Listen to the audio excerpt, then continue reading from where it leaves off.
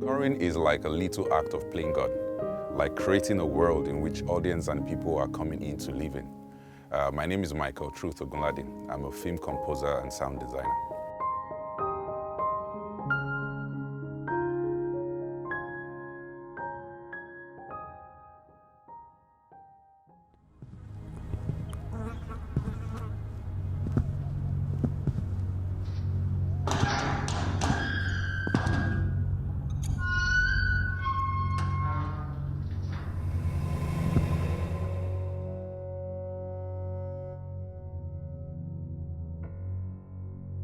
Before we even achieved what we wanted to achieve, the process, the discussion I had with the producers, with the director, Tolulope Ajayi, was so intense that by the time I sit with my system to put down anything, I was filled up. I was like a pregnant woman that is 9 months gone, and I just have to birth the children because Tolulope had a lot of videos.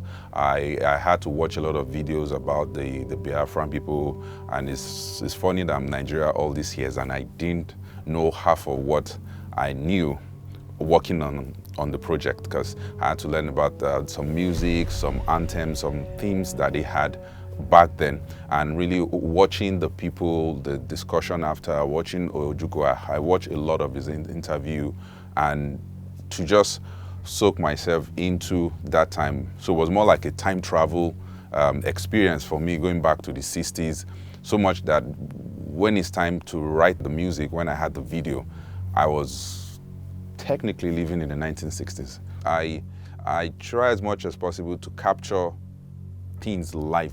Like if it was a drum, percussion, I try to record it live, get a loop from someone, play the Oja flute live, sing a lot of the melody. If it was guitar, I try to first try to find something indigenous and then try to play it live instead of going the easy route of just sitting with the keyboard and playing things out. So that way it's going to be more organic and it's going to take us back to an unusual area for sound, because you know the way it is when a lot of people all over the world is using similar software. So what we are all creating has a tendency to sound alike because it's from the same source and just adapting it to suit your own story. But when you record some instrument live with a different kind of mic in a different kind of room, the tone is definitely going to change. So I try to lean towards that angle a whole lot so it sounds organic and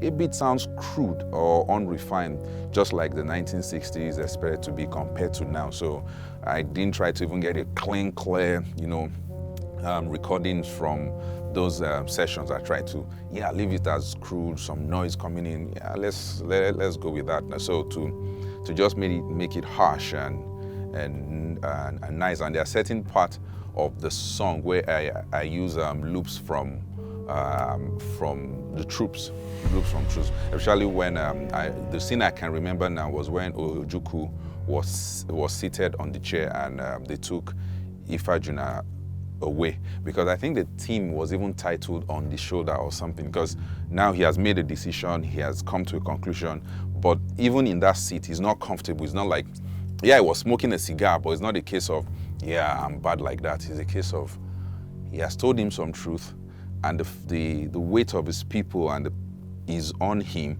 The more like the death, he has a major role to play, either to save or to keep fighting. And so in that comfort, and there's that shaker, and that all that instrument was playing at the end, more like the weight of the people was on him, the fate of his people was on him. So I didn't want samples. I wanted it grungy to make it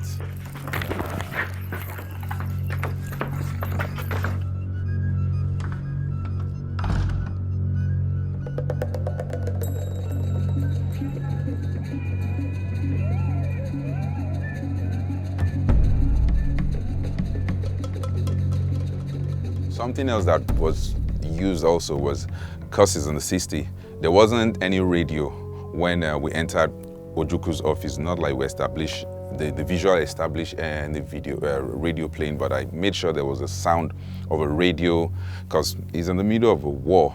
He at least try to know what other nation thinks about what he's doing or strategies and all that. So I assume, okay, there's a radio somewhere that is playing, and then it helps to give us a feel of the 60s, what Reporter sounded like, you know, the English, Queen's English, you know, all that. So I just had the radio there.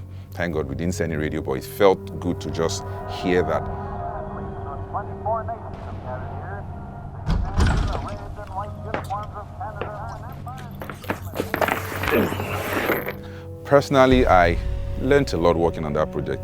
I've used that exercise book of Ifajuna in school all my life.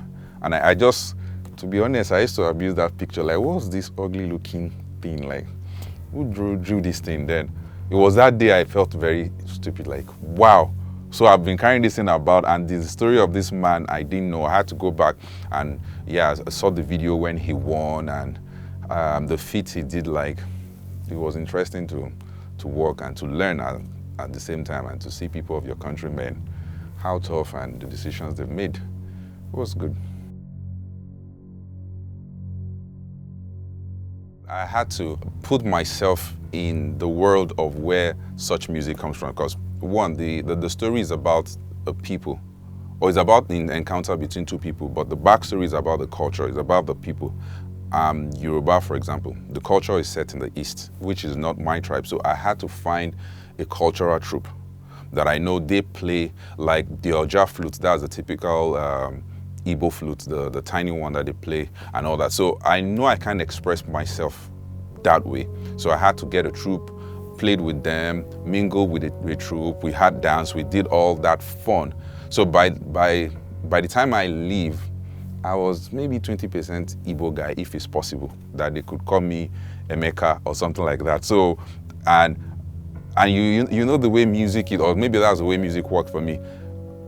Once you know the process and you soak yourself long enough in a particular type of music, you start writing in that light. For example, once, let's say you've never heard Latin music or, yeah, salsa, and you go and stay in Brazil for like 6 months.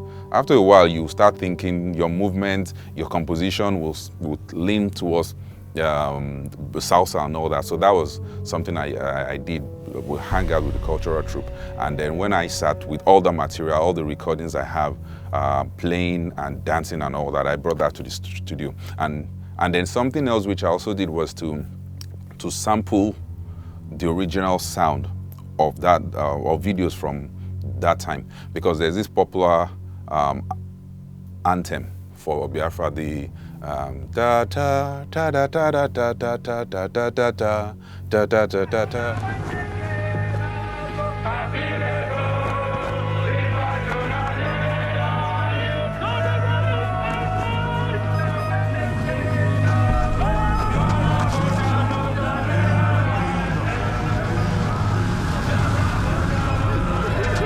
So, and that was the sound I used at the very beginning of the scene when the flag was blowing, and then I had my own score underneath. So for anybody who know that story, or who is willing to know that story, that sound should take them straight into the story without need for any introduction. So sampling that sound and then building the score around it just gave it that much presence, and the mixture of all that is the bed and foundation of my inspiration for the movie.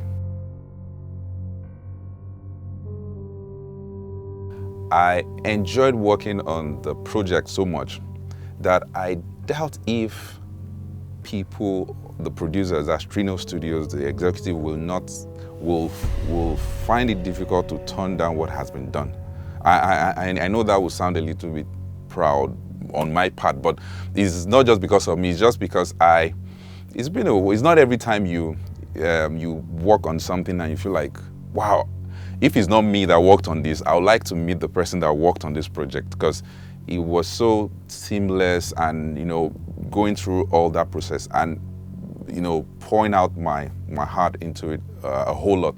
And it was also nice when they got back to me after watching the first cut and like, wow, this is nice. It was a decent job and everyone loved it. And then Tolulope also saw it and he had to give me a call like, wow, he didn't think he can even have any better expressions than what was done, which Yeah, it was quite encouraging. So after the first draft, there wasn't so much changes that was made. I'm not even, yeah, I think it was just some little adjustment because the edit was changed in some places, and then the sound definitely had to move to suit the picture. But beside that, I think it was just love at first sight for a lot of people. Maybe it was love at first sight for a lot of award organizers as well. EMVC is one of the leading awards in Africa. So having a recognition on that platform feels very good. And just like the way it is with everybody, winning something it rubs the ego, it massages the ego a little bit. So it's good, but what's more important is to get into the next project and pour in the heart as you did for that particular one. And so it felt good, but it's more important to get back to work.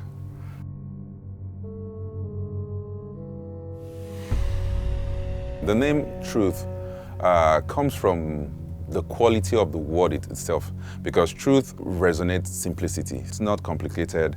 Truth is consistent. So it's what it is 10 years ago, is what it's going to be 20,000 years from now. Is consistent, and it gives support, so it's reliable. You can be sure it's going to deliver on the promise of what it said it will do. And so the name Truth comes from the resonation of those words, or what truth means, not really in the word itself, but what the word means, what it resonates: simplicity, consistency, and everlasting, just like the word truth.